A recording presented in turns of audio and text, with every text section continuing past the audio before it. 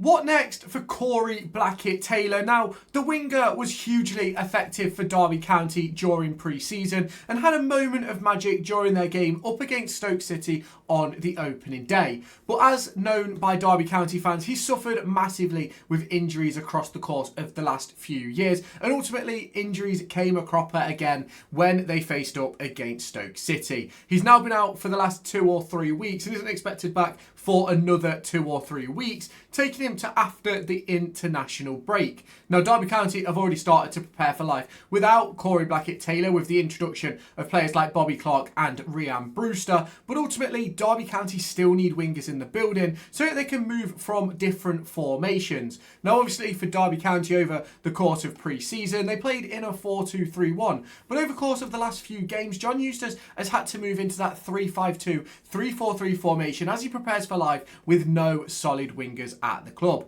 Now, as I'm sat here today, Derby County have not completed all their business in the transfer window. There's still moves to potentially happen over the next couple of days, but by the time you're watching this, Derby County's transfer window will be over. But you can let me know your thoughts on it down in the comments. If you have not done so already, make sure you hit that like button, hit that subscribe button, and turn on that notification bell. Check out the likes of Kitbag, NordVPN, and CD Keys down in the description. CD Keys will be labelled as loaded. But should we get into the video? Head on over to raffle.com, linked down in the description, so that you can get yourselves into the raffle to win 2 Derby County home tickets or a 2025-26 DCFC kit of your choice. Tickets start at just £1 per ticket, with a range of different bundles available to you, where you can buy 2 tickets, get 2 free, 5 tickets, get 5 free, 10 tickets to get 10 free, and 15 tickets for 15 free. All you need to do is head on over to Derby County's website, get yourself a fan ID. So if you are the winner of this raffle, I can send you over those tickets, and all you have to do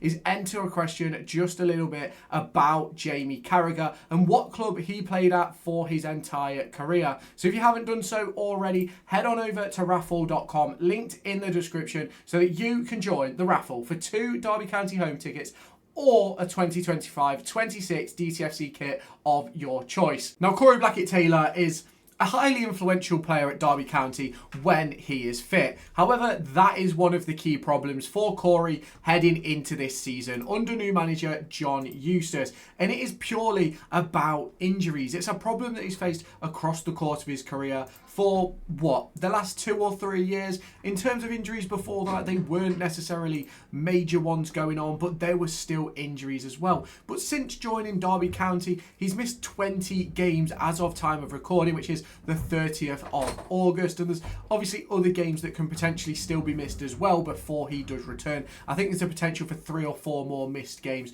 before he actually returns to training, which is absolutely ridiculous for a player that Derby County spent their first fee on. Now, Derby County's former manager, Paul Warne, was massive on bringing Corey Blackett-Taylor to the club. He chased him during the summer. He got a deal done for him during the January window, and it just hasn't gone to plan, really, has it? And it has been really, really disappointing, because when Derby County picked him up, he'd been playing for Charlton Athletic in League One. He'd made 25 appearances, 8 goals, 6 assists across the course of 2,183 minutes. He joins Derby County, plays 12 times, picks up 1 assist, and doesn't then play again for the rest of the season. Now, heading into the 24-25 season, 12 appearances with just 1 goal, only 400 minutes to his name during that season, which is, realistically, it's disappointing, isn't it? For a player that we spent so much money on, which was £300,000 at the time. It was a big deal for Derby County. It just isn't good that that deal hasn't really worked. Now, his contract does expire in the summer of 2027, so there's 2 years left. Is there a possibility that Derby County could cash in on the winger? Now, do I think that anybody's going to want him? I think that's sort of where the problem lies. You could obviously potentially look at a potential deal for him to go back down to League One, maybe with the likes of Rotherham or MK Dons or something along those lines, where he goes to a manager that he's played under previously. But ultimately, those coaches and managers didn't give him the time of day when he was at Derby. You look then at the potential for a move to Charlton, which I think is very much off the cards now, with them currently sitting in the Championship. And then you've got the likes of Tranmere and Warsaw, who he's played for previously as well. Now, for me, I think Corey Blackett-Taylor is definitely a Championship player, but the problem that he faces is with those injuries, and that is the major issue that is facing him across the course of his career as we head towards the winter of 2025. And for me, if he doesn't solve this injury problem, he's going to have some huge problems. But he's not the only one that's had injury problems at Derby County over recent years. Kane Wilson, Joe Ward, Ryan Niambi. There's other players on that list as well who have picked up big injuries across the course of their time at Derby County, under the likes of Paul Warne, and then heading on into John Eustace. And it is disappointing. It isn't what you want. You don't want your first fee-paid signing for 4 years to be a player who doesn't really play. But ultimately, that's the situation that Derby County find themselves in. And it is disappointing. It is sad.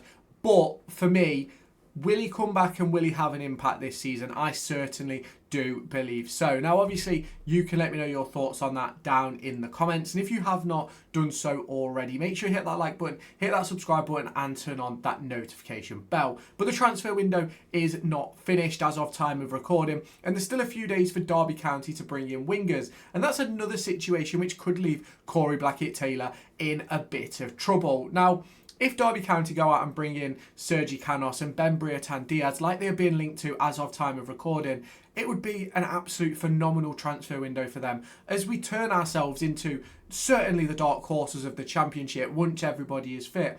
But it leaves a player like Corey Blackett-Taylor, like Caden Jackson, on the back burner. And in my personal opinion, I don't necessarily think that is a bad thing. Now, obviously, everybody is going to have their opinions and everybody is going to think what they want to think about transfers, about players at the club and things like that. Like, there's a lot of opinions about Kenzo Halbmine. There's a lot of opinions about the introduction of Lewis Travis. But for me, there's so many things that need to be done by Derby County manager John Eustace in order to make this squad an established Championship team, and that does result in turnover.